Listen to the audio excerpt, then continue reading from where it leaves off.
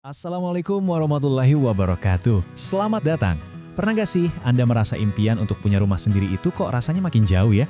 Kalau iya, Anda nggak sendirian. Nah, kali ini kita akan bedah tuntas. Gimana sih upaya pemerintah mengatasi masalah ini lewat subsidi perumahan, dan kita lihat juga apa tantangannya. Oke, jadi ini dia peta perjalanan kita. Pertama, kita akan pahami dulu akar masalahnya, yaitu jurang keterjangkauan. Lalu, kita kenalan sama 3 jembatan subsidi dari pemerintah. Setelah itu, kita cek beneran efektif nggak sih subsidi ini? Kemudian, kita hadapi realita dan tantangan yang ada. Dan terakhir, kita coba lihat seperti apa masa depan pembiayaan perumahan di Indonesia. Yuk, kita mulai dari bagian pertama. Kita akan bicara soal jurang keterjangkauan. Sebuah kondisi di mana impian dan realita, sayangnya, seringkali nggak sejalan. Mungkin ini pertanyaan yang sering banget muncul di kepala kita ya. Gaji kayaknya naik sih tiap tahun, tapi kok harga rumah naiknya jauh lebih kenceng? Nah, celah antara pendapatan kita dan harga rumah inilah yang jadi inti permasalahannya. Gambar ini ngejelasin banget apa itu affordability gap atau jurang keterjangkauan. Coba deh bayangin, pendapatan kita itu naiknya kayak lagi lari, tapi harga rumah malah melompat tinggi. Nah, disinilah peran subsidi pemerintah, yaitu menjadi jembatan untuk menyeberangi jurang yang lebar ini. Kalau kita lihat angkanya, jurang ini beneran nyata loh. Harga properti itu bisa meroket 10-20% setiap tahunnya. Sementara, kenaikan gaji kita seringnya cuma di angka 1 digit. Kesenjangan inilah yang bikin punya rumah terasa seperti mimpi yang makin sulit digapai. Terus, melihat masalah yang begitu besar, apa dong yang dilakukan pemerintah? Nah, mereka mencoba membangun 3 jembatan subsidi utama untuk membantu masyarakat menyeberangi jurang tadi. Mari kita kenali satu persatu. Jadi, ada 3 jembatan utama nih. Pertama, ada FLPP, yang intinya menawarkan KPR dengan bunga super rendah dan tetap. Kedua, ada BP Tapera. Ini skema tabungan gotong royong buat jangka panjang. Dan yang ketiga, SBUM. Ini bantuan tunai langsung buat uang muka. Masing-masing punya peran spesifik buat ngebantu kita. Nah, ini dia cara kerja FLPP yang menurut saya keren banget.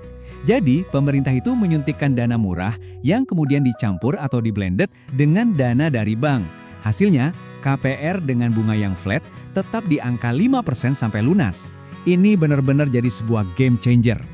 Tapi, nggak semua orang bisa dapat fasilitas ini loh.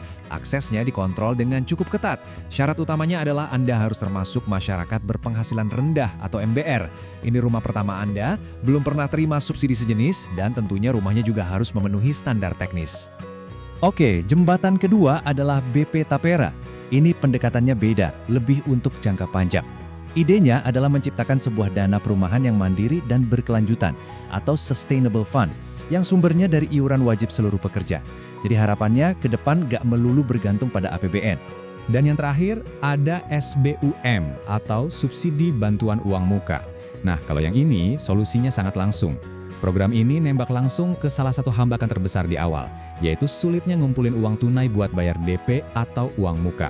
Oke, programnya udah ada, kelihatannya bagus, tapi pertanyaan pentingnya, beneran ngaruh nggak sih di lapangan? Yuk kita lihat buktinya, kita bandingkan langsung angkanya. Coba kita lihat perbandingan ini. Untuk rumah dengan harga yang sama persis, 180 juta rupiah, perbedaannya luar biasa. KPR komersial bunganya bisa 11% dan sifatnya floating, alias bisa naik. Sementara KPR subsidi, bunganya tetap 5%. Uang mukanya juga jauh lebih ringan, dan yang paling terasa, cicilan per bulannya jadi jauh lebih rendah. Artinya apa? Ada penghematan rata-rata lebih dari setengah juta rupiah, tepatnya Rp520.000 setiap bulan. Buat banyak keluarga di Indonesia, angka segini itu bukan sekedar angka loh. Ini bisa berarti tambahan dana untuk gizi anak, biaya sekolah, atau kebutuhan penting lainnya. Tapi ini bukan cuma soal hemat uang. Manfaat terbesar dari KPR subsidi yang seringkali nggak ternilai adalah kepastian. Ya, dengan bunga yang tetap sampai lunas, kita jadi punya ketenangan pikiran. Perencanaan keuangan keluarga jadi jauh lebih stabil. Ini adalah sebuah kemewahan yang nggak ditawarkan oleh KPR komersial. Tunggu dulu, kalau subsidinya seefektif ini, kenapa ya masalah perumahan di Indonesia kok kayaknya belum selesai juga? Nah, disinilah kita masuk ke bagian realita, di mana jalannya ternyata masih penuh dengan tantangan. Nah, ini dia salah satu tantangan terbesarnya. Lihat deh struktur ketenaga kerjaan kita. Lebih dari separuh pekerja di Indonesia itu berada di sektor informal. Mereka ini pedagang di pasar, driver ojek online, pekerja lepas, dan lainnya. Ini jadi dilema besar, terutama buat sistem perbankan. Ada sebuah kutipan yang menurut saya pas banget buat ngegambarin ironi ini. Mereka mampu membayar, tapi tidak dipercaya oleh sistem. Banyak pekerja informal ini sebetulnya punya penghasilan yang cukup buat nyicil, tapi mereka nggak punya slip gaji atau bukti pendapatan formal yang diminta bank. Akhirnya, mereka dianggap unbankable. Tantangan kedua, lokasi. Karena ada batasan harga jual, rumah subsidi seringnya dibangun jauh di pinggiran kota. Ini menciptakan sebuah jebakan. Cicilan rumahnya memang murah, tapi jadi terasa mahal lagi karena ongkos transportasi harian ke tempat kerja jadi membengkak. Belum lagi tantangan lainnya. Misalnya, margin keuntungan buat pengembang rumah subsidi itu kan tipis. Ini beresiko menurunkan kualitas bangunan. Selain itu, tingkat literasi keuangan di kalangan masyarakat berpenghasilan rendah juga masih menjadi PR yang perlu terus ditingkatkan. Oke, kita sudah lihat masalahnya, solusinya, sampai ke tantangan-tantangannya. Pertanyaannya sekarang, lalu bagaimana ke depannya? Solusi inovatif apa lagi yang perlu kita rumuskan bersama? Jadi bisa kita simpulkan beberapa hal penting. Pertama, intervensi pemerintah lewat subsidi itu terbukti sangat vital. Kedua, pekerjaan rumah terbesar kita adalah soal akses bagi teman-teman di sektor informal. Dan yang ketiga, solusi ke depan itu harus holistik, nggak cuma mikirin harga murah, tapi juga lokasi, kualitas, sampai pendampingan keuangan. Ini menjadi sebuah pertanyaan reflektif untuk kita semua. Bagaimana kita bisa merancang sebuah solusi perumahan di masa depan yang mampu menyeimbangkan 3 pilar ini? Keterjangkauan harga, kemudahan akses atau aksesibilitas, dan tentunya kualitas bangunan yang layak bagi semua lapisan masyarakat. Demikian pembahasan kita mengenai inklusi keuangan dan celah subsidi perumahan di Indonesia.